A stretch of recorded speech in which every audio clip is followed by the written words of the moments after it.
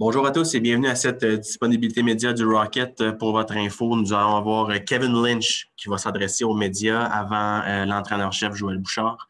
Alors, good day everyone and welcome to this Laval Rocket media availability. Just so you know, we'll have Kevin Lynch joining us for interviews before head coach Joel Bouchard. Thank you.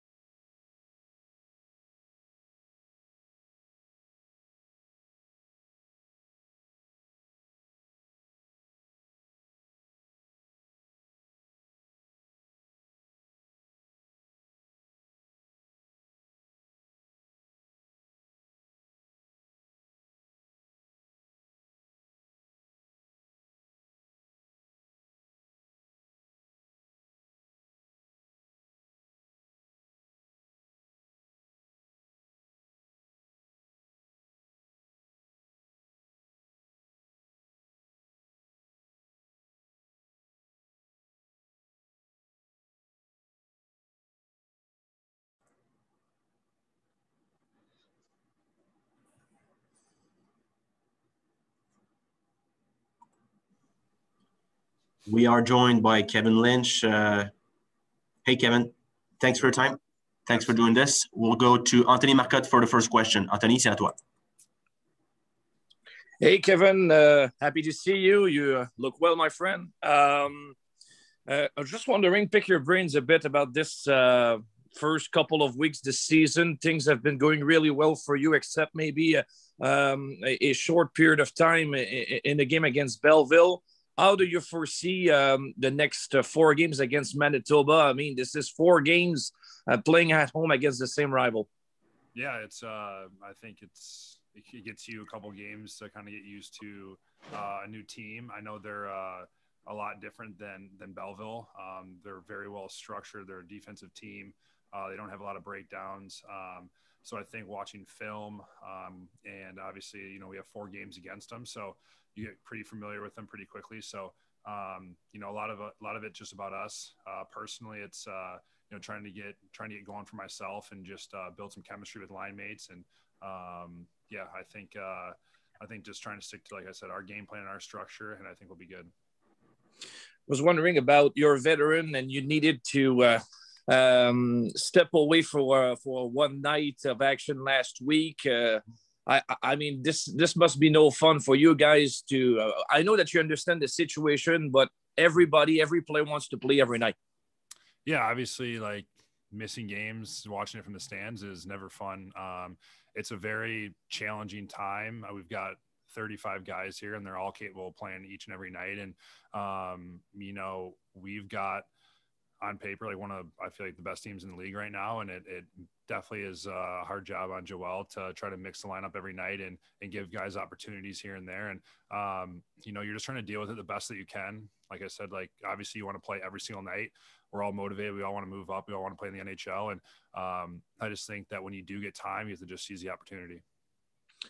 And maybe a third question for you. I think the organization really wants to build a culture in the organization and bring back some veterans that really understand what the team wants to do. And I thought that they had a really good strategy last year, bringing back some veterans that had success last year, and you were one of them. And even though the situation is mostly different this year with the pandemic, I'm seeing some really good signs of what made this team really good in February and March last year. Absolutely. I think, you know, I pride myself on developing a culture within organizations. And I feel like developing, you know, that mentality and really just trying to bring, you know, unity and cohesion throughout a group, like really helps teams succeed. And you saw that at the end of the year when we may have not had the, you know, the most skilled team or the best team on paper, but, you know, guys were buying in and they found roles and they took pride in those roles. And, you know, I think some of that leadership, you know, coming into this year is huge. And I think, you know, like I said, guys going to battle for each other every night, truly caring about each other and not just about, you know, personal goals and success, but, you know, really caring about the team successes. Honestly, every single guy in this locker room has it and they're buying in. And I think that's why we've been so successful. All right, Kevin, thank you very much. Have a good one out there. Thank you. Sean Campbell, TSN 690. Kevin, you talked about the veteran rotation that you guys have been through. What about the line mate rotation with 35 guys at practice and then a game? You may not be practicing with the guys that you're playing with. How does that work?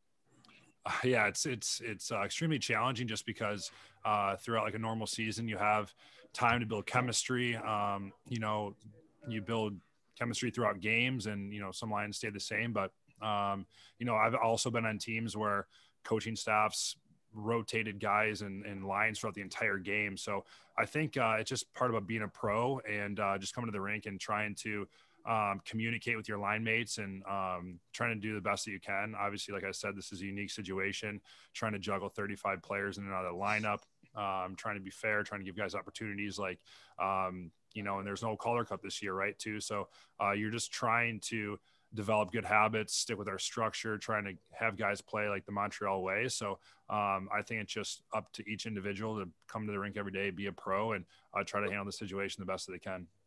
So after winning 3 out of your 4 first games against Belleville, you're changing teams, you're facing Manitoba. What did you guys work on between series?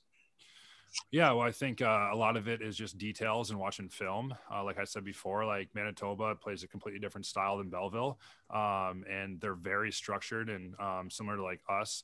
We're built basically just on doing the right things, and we know that doing those right things will create opportunities for us, and it'll, you know, wear the other team down, and they are play like a similar style as well. So I think just being really detailed in film make sure that you're running your routes the right way and, being on the same page. And so it's just been a lot of film, and, we'll see tonight in game one.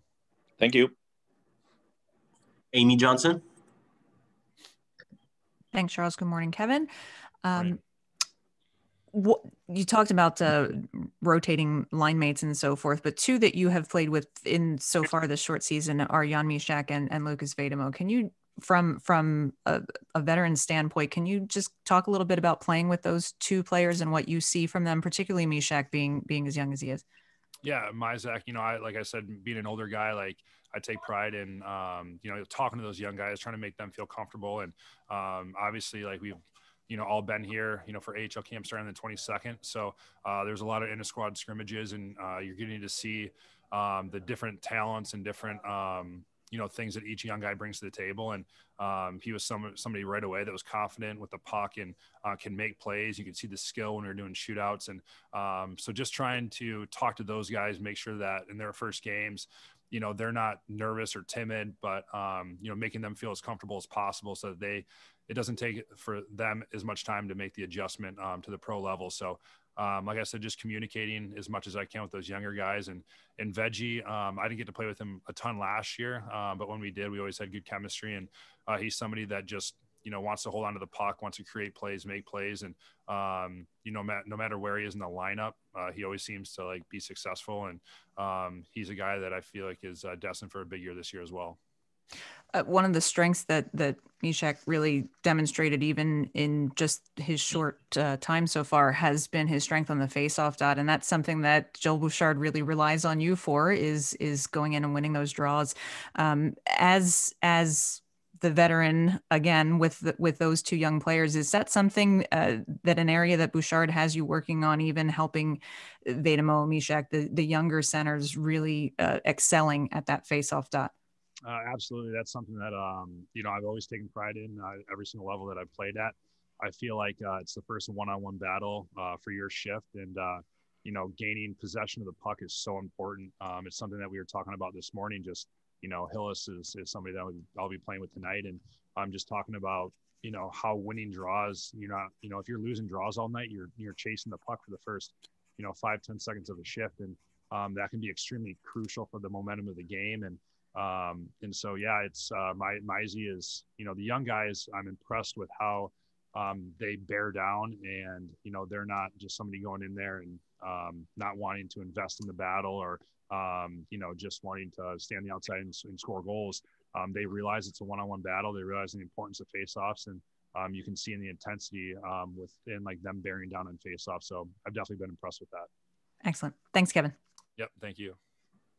We'll take two more. Marc-Antoine Godin. Oh, Kevin, I just wanted to maybe have your opinion on, comparing the coaches that you've had before. How do Benoit Gros and Joel Bouchard differ one from another? It's one of the things that coming here, I was they're so similar in so many ways. And, it's the detail within, every practice, practicing like you play, being detailed on, stick placement and battles and, the structure of play. And, one thing that I would say differs is I would say more like stick placement. Joel really make sure guys have their sticks in the right areas, and you're not just going to hit somebody with your stick in the air, but you're really hitting somebody and then your stick's on puck, because that could be a turnover and you could go down the other end and score. So it's just the small details that watching video, making sure that you're on it every single time on the ice and you're doing the right things. And that's something that definitely wows you every day, making sure that there's no off days, there's no off moments. You're always engaged and you're always thinking about those little things. Who's harder, in terms of I wouldn't say necessarily relationships, but in their interactions with the players, who's the toughest between the two, and is there more that's more of a player's coach than the other? It's kind of a hard, I mean, I've had great relationships with both of them, and I respect both of them so much. And I think it's one of those things where, each year as a player and as a coach, you adapt and you find different ways to, to interact with your players. And I think they're both learning. I wouldn't say one's, Joel's so personable and so is Ben. And, but they have unique ways and they just find a way to bring out the best in their players. And I think that's what's made them both successful, and why I respected them so much is, sometimes when you have too big of players coaches, guys can, step off the gas and maybe not play as hard, but they truly, like, you come to the rink every day and that they'll get on you no matter who you are about little details and things that they want to see every single day, and no matter who you are. So as a player, that translates to winning. You come to the rink knowing that each day you have to be on your A game, and it translates into wins. And that's why I respect him so much. Awesome. Thanks a lot. No, thank you. Last question, Grant McKay. Thanks, Kevin. There's a lot of natural centers on the club this year. Mm-hmm. In your time with Laval so far, you've played a lot of both wing and center. Yeah. It seems like I don't know exactly what the process is, but seems like you take a lot of situational face-offs, maybe your strong side. Yep. When you're out there with another centerman. After the draw, do you always play center if you're taking a situational draw, or do you go back to the wing and the guy that's is the centerman as a rule goes to play center? Or how does that work for you guys? No, absolutely. That's a good question. It's kind of like a rule of thumb, especially like in our D zone, you're taking a face off and you're the centerman. You're that centerman until you get out of your zone or until you communicate. Like everything in hockey or in any sport, communication is the biggest key. As long as you're on the same page with your line mates, that's the biggest thing. So, but typically you stay center until you get out of your zone, and then you can make a switch. But up and down our lineup, we have so many guys that rotate between center and wing that are maybe natural centermen. So I think it gives us the advantage, especially if you have a righty and lefty, where you can take, have one guy take him on the right and one guy take him on the left, or just to be more aggressive in case, one guy gets kicked out and then the second guy coming in to take that second face-off is a centerman as well. So I think you can kind of see it in our numbers early on that we're a really strong face-off team, and I think it's critical just with puck possession.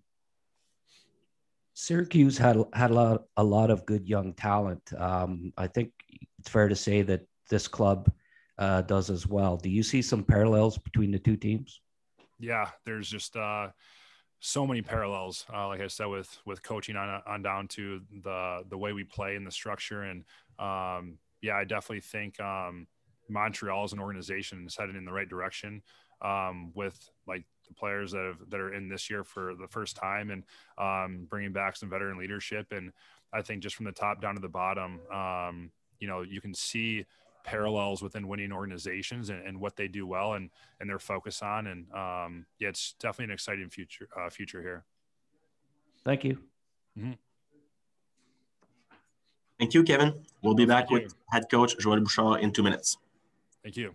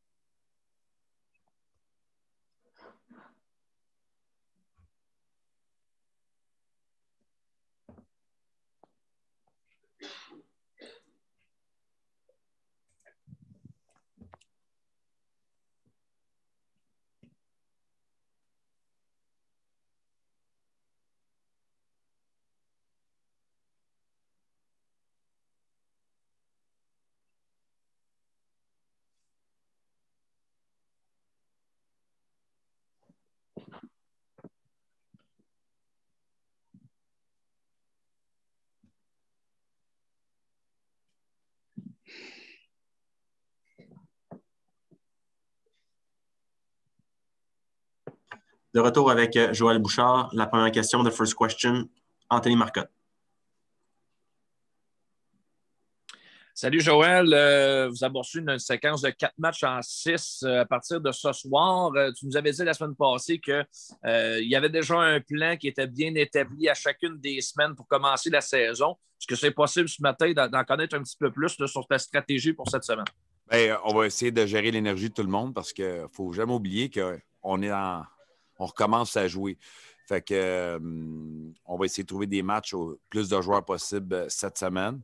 Et je compte sur les vétérans pour prendre charge aussi. Là. C'est un reset à toutes les semaines avec nous autres. On change tellement l'alignement. Puis aujourd'hui, on va être capable de rentrer quelques jeunes encore dans l'alignement, ce qui est le fun, de faire une espèce d'intégration. Donc, Kaiden Guhle, Kaiden a eu le go des médecins puis du thérapeute. Fait que ça va être sa première apparition avec nous autres ce soir. On est bien contents. Puis le jeune Hillis aussi qui va jouer, qui a répondu très bien. Je l'ai challengé sur des ajustements dans son jeu.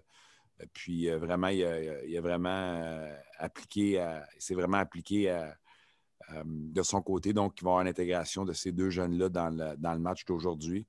Et puis, c'est vraiment de focusser sur nous autres, pour être franc. C'est vraiment de focusser sur, encore une fois, tout le monde être sur la même page. S'assurer qu'on a un bon départ. Dan Chemkov va faire ses débuts avec nous autres aussi. Tu parlais de Guhle. Je sais que vous vouliez respecter le protocole de retour au jeu puis qu'il soit 100%, mais quand même, il y a son retour potentiel dans la Ligue de l'Ouest d'ici la fin de la semaine. La fenêtre était quand même restreinte. Il était temps qu'on le voit parce qu'il est sur le point de partir. Bien, il était temps. Ça va être le fun de le voir. Tu comprends? Je suis d'accord. Ça va être le fun pour tout le monde. Mais on n'aurait pas changé le plan de toute façon. Kaiden, il reste plus que plusieurs années là, dans le hockey professionnel. Là. Fait que, on n'aurait pas pris de chance inutile. Là. Mais c'est le fun, par exemple, tu as raison qu'on puisse l'avoir dans l'alignement ce soir. Puis d'être capable de se mesurer aussi au calibre de la Ligue américaine. Puis de le voir, puis de le coacher aussi. Là, il faut gérer nos attentes aussi, les gens. Là, moi, je l'aime, vous le savez, là, je vous l'ai dit, je l'aime beaucoup, beaucoup, beaucoup, beaucoup, comme tout le monde. Il faut être si réaliste que c'est un jeune joueur de 18 ans qui va jouer, qui vient juste d'avoir 19 ans, qui va jouer sa première professionnelle. Fait qu'il faut aussi avoir des attentes intelligentes, mais c'est évident que c'est un jeune joueur qu'on aime beaucoup. Là.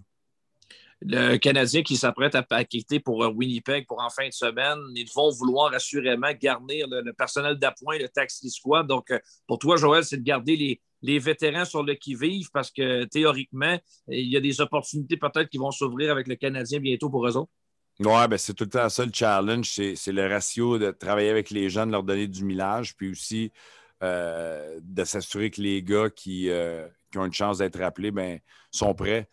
Physiquement, mentalement, mais aussi qui ont eu assez de temps de jeu puis de temps de glace pour se sentir confortable et s'ajuster au calibre de la Ligue nationale. Fait que c'est ça que j'ai à gérer. Puis malheureusement, il y a des gars qui sont pris un peu dans le milieu de ça. Puis ça, c'est malheureux parce que, évidemment, comme vous savez, on a beaucoup, beaucoup de joueurs.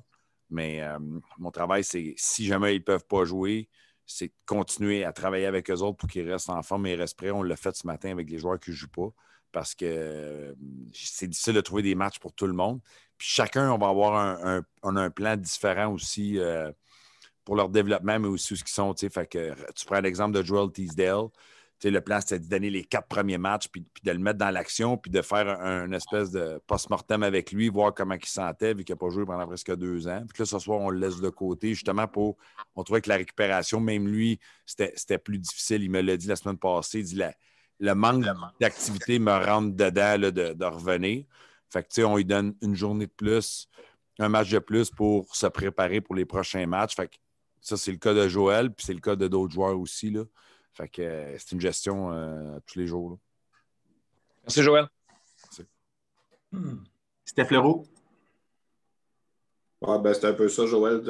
Tu allais dans ce sens-là. Qui joue pas, dans le fond, vu que les changements, si tu rentres Hillis, c'est Guhle, j'imagine, revient. Qu'en est-il de Belzile? Qu'en est-il de Fleury? Est-ce qu'il est disponible? Il est toujours sur le taxi squad. Fleury n'est pas disponible. Belzile n'est pas disponible. Fait que on va diviser l'alignement dans pas long, mais c'est évidemment ça. Là, c'est les gars que j'ai parlé, on va donner une chance de rentrer. Maïsak, on va continuer à travailler avec lui. Il a très bien fait ça. À un moment donné aussi, ça ne devient même pas de savoir est-ce que le joueur a été bon ou pas été bon. Puis quand les joueurs ne vont pas jouer parce qu'ils n'ont pas été bons, je leur ai dit que je leur dirais. Je ne me cacherai pas en arrière des chiffres tout le temps pour leur dire ben là, tu ne joues pas parce qu'on a trop de joueurs ou parce que ci ou parce que ça. Puis dans le fond, je ne suis juste pas content de leur jeu. Je l'ai dit à tous les joueurs qui ne jouent pas, c'est pas parce qu'on n'est pas content de votre jeu, c'est qu'on a une réalité à plein de positions, vous la connaissez. Puis il y a de l'adaptation, puis il y a aussi gérer l'énergie, puis le millage, puis pour toutes les raisons que j'ai nommées tantôt. Là. Content de voir une autre équipe qu'à Belleville aussi. Ça va changer. Oui, puis content, tu as raison. On va voir comment les matchs vont aller. Puis, on regardait un peu à Manitoba, on sait qu'ils vont travailler fort. C'est une bonne équipe avec des bons joueurs, puis bien structurés et tout, mais c'est vraiment à propos de nous autres, justement. C'est vraiment le développement de nos joueurs pour être capable de devenir des joueurs nationaux qu'on essaie de focuser le plus. Mais c'est le fun d'avoir une adversité différente aussi, tu as raison. Puis puis ça a été le fun la semaine passée d'avoir des ajustements, voir comment les joueurs ont réagi aux ajustements. Mais c'est sûr que d'avoir des adversaires différents aussi, ça va challenger les gars, challenger les coachs aussi. Mais à la fin, c'est comment nous, on va être capable de travailler avec les gars pour qu'ils puissent encore prendre une coche puis une coche de plus. Merci, bon match. Merci. Sean Campbell? Joel, I'm just curious. You mentioned Guhle and Hillis are going to be getting in the lineup, and you've been using these young guys. Do you know exactly when you're going to lose them back to juniors?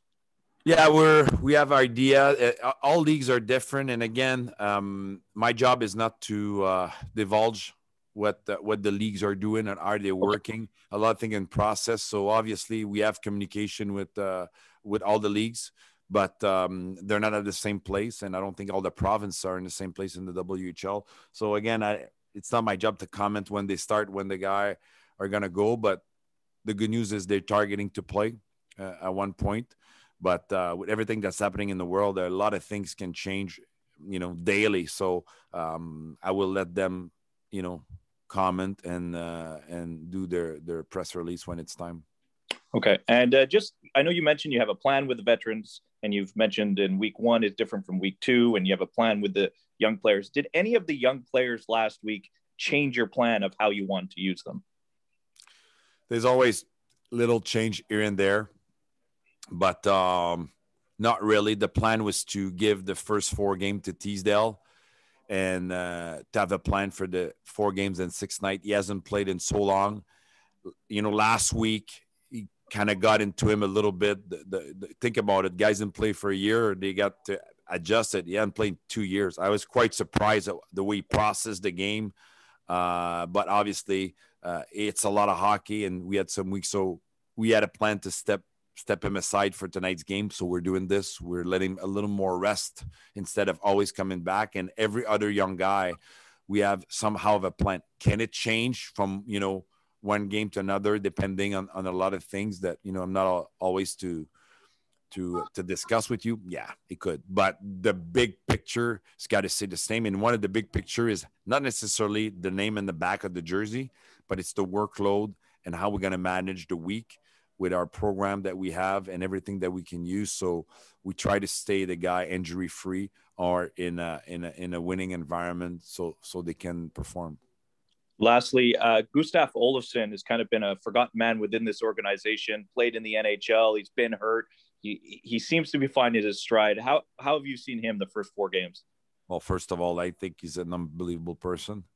He's a guy I respect a lot. And you're right. It was pretty hard for him the last couple of years being hurt. And last year, unfortunately, like a lot of guys, he really took stride in the last month of the season last year. Like he was a beast. He was a force for us in the stretch. And that kind of timing with COVID was bad for everybody. I get it. But for him, it kind of stopped him in a hell of a position where he was climbing and his game was really sharp and clean.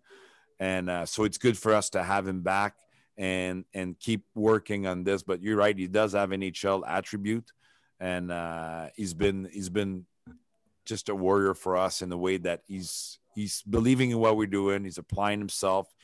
And it's just fun to see him healthy and keep playing and being out there. Thank you. Thanks. We'll take two more. We'll go with Amy Johnson. Thank you. Good morning, Joel. Good morning. First of all, I know you addressed this a little bit in French, but can you confirm who we will see in net tonight? Will you be going back to Kaiden again, or? No. The plan was to give Kaiden a few games, and now today we're going to go with Demchenko. He's been good in practice. I feel he's been adjusting well to the North American game. We've seen good things, so it's going to be in net tonight, and it gives us a chance to, with like a quick weekend, and then you have another game on Monday, to work with Kaiden and other things, and with Michael. So it just gave us some time to work. It's good to have games. I get it. People wants to see Kaiden in games, but he had really good games, we felt, the first 2 weeks. So now we just want to take that time to work with him. Manitoba being such a different kind of opponent than Belleville was. Kevin Lynch was mentioning that even this morning that you were referencing, talking about the importance of puck possession and getting the puck on draws and so forth. What are you expecting to be the biggest challenges facing a team like Manitoba tonight? Well, at this moment, the biggest challenge is the mirror every morning. It's us versus us, meaning that we have a lot of things to work with the guys, and they have a lot of things that we want to work with them so they become NHL player. So the opponent is kind of in the way, which is great. And we know we're going to face a good team because Pascal is a good coach and they got a good organization. So it's going to be a different look, different vibe. Now let's see if our player can find solution. Playing in the AHL, it's solution finding. It's all it is. It's all about finding solution because you're playing against bigger, better, faster, more experience. So to have a different opponent, it's going to be a good test for our player to find solution versus a team that will play probably a different style because every team is different. And so it's really what it is. The guys that can find solution, that can adjust right away on the fly a little bit and have their foundation as player, or even us as a team, that's going to be the challenge day in, day out. But definitely look forward to be on the ice again with the guys every day. You know what? To be honest, every day I wake up, I see my phone and I see I have a green light on my application, means we're good to go. That's a good day. Excellent. Thanks, Bomash. Merci. Merci, Amy. On va y aller avec Marc-Antoine Godin et on va terminer après avec Grant McKay. Marc-Antoine, c'est à toi. Salut, Joël. Allô. Écoute, tu mentionnais au détour d'une phrase Pascal Vincent. Qu'est-ce que c'est de coacher contre lui? C'est quoi la dynamique, les challenges? Puis, je vous remontais il y a longtemps, tous les deux. Là. Fait que c'est quoi un peu? Raconte-moi un peu comment qu'est-ce que c'est la dynamique. Moi, Pascal a gagné la Coupe du Président ensemble avec le Collège français de Verdun. Ensuite, quand j'ai pris ma retraite, je travaillais à RDS. On s'est rencontrés encore, on s'est croisés. On se croisait tout le temps, évidemment, dans le milieu du hockey. Mais l'équipe venait d'arriver junior de Montréal avec Dominique Duchamp. Il nous a demandé si on voulait joindre au groupe d'entraîneurs. Fait qu'on était le trio ensemble, les trois. Puis ça a été incroyable. Comme j'ai dit hier, Pascal était directeur général avec beaucoup d'expérience et entraîneur. Puis 3 ans plus tard, j'ai acheté l'équipe. Donc, Pascal est venu, mais malheureusement, il a quitté malheureusement pour nous, mais heureusement pour lui, il a quitté pour Winnipeg. Mais tu sais, j'ai appris beaucoup le travail d'entraîneur avec lui, c'était un junior, mais aussi le travail de directeur général, parce que quand j'ai acheté l'équipe, je suis devenu tout de suite président, directeur général de l'équipe. Donc, c'est le millage que j'avais besoin de Pascal, puis il était tellement généreux, puis regarde, c'est une personne extraordinaire. Là, fait que c'est sûr que moi, je vois la personne, je connais l'individu. Là. Quand on a un match à faire, on le fait chacun de notre bord, on fait nos choses. On se parle, on se texte de temps en temps, mais c'est évident que c'est un bon entraîneur, que ça fait longtemps qu'il est avec l'organisation, une très belle relation avec Paul Maurice. Puis, quand on a la chance, dans une année normale, de se voir, ben, on prendrait un café, on jaserait de plein de choses, plus que le hockey. Mais là, avec la COVID, les gens m'ont demandé, tu vas avoir la chance de dire salut? Je ne dirais pas plus salut. On est dans une bulle, lui aussi, fait qu'on va se voir derrière le banc. Très bien. Merci beaucoup. Dernière question, Grant McKay. Grant? Yes. Oh, okay. You didn't mute me. Usually I'm muted. Yeah, Cam Hillis is, I got to see a lot based out of Ottawa there in the OHL. Rob Ramage couldn't have spoke higher of him last year, especially with a young Guelph team kind of putting him on his back and carrying the team. A lot of character. You've got a lot of natural centermen this year, and just curious about your impressions of him. Kevin Lynch said that he's going to be playing with him tonight. Is the plan to play Cam at center tonight? Yeah. The plan is to play him at center. Listen, to have a lot of center in the AHL for our organization, it's normal, and for probably a lot of organization. Last year, at one point, I had 10 center, natural centermen in 12 forward. So it's not unusual. The guys have to learn. You look at tonight, Blandesi's a center, he plays the wing. Dauphin's a center, he plays the wing. Lynchy's a center, he plays the wing. So a lot of guys will have to play off position when they become pro. That being said, Cam, I'm very impressed the way, he's responded to my challenge. I've challenged him as a centerman. And if sometimes you guys wonder why we play guy, why we don't play them, what there's a strategy behind it. Sometimes we want to give them a little bit more time to acclimate or grow their game, and we do it in practice. As much as playing is really good, sometimes they need a step back, or they need to look, or they need to work on things, because it's not great to put kids in a situation but they might not be ready. So very proud of him.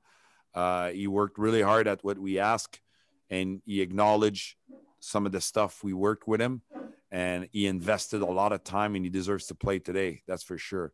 And to put him on the wing, I don't think we'd be fair if the young man, right? He's never really played the wing. And I think with his attribute, I like to keep him at center. Obviously Lynchy's there, can help him out. Lynchy's really good on draws. So it's a good example for him too.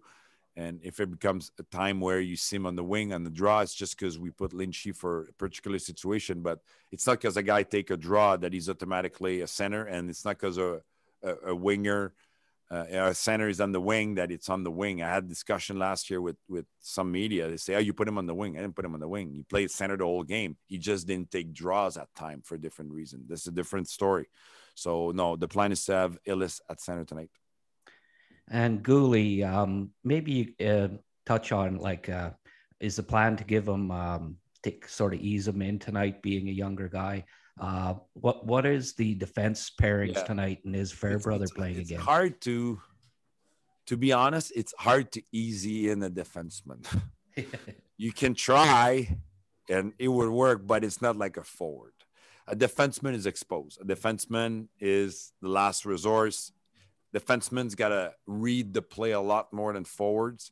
A forward can dictate, and, their mistake is usually not as catastrophic. But in the Guhle case, we're going to turn him loose in the way that we're going to let him play. And again, I said it before, I'll say it again. We all have high expectation.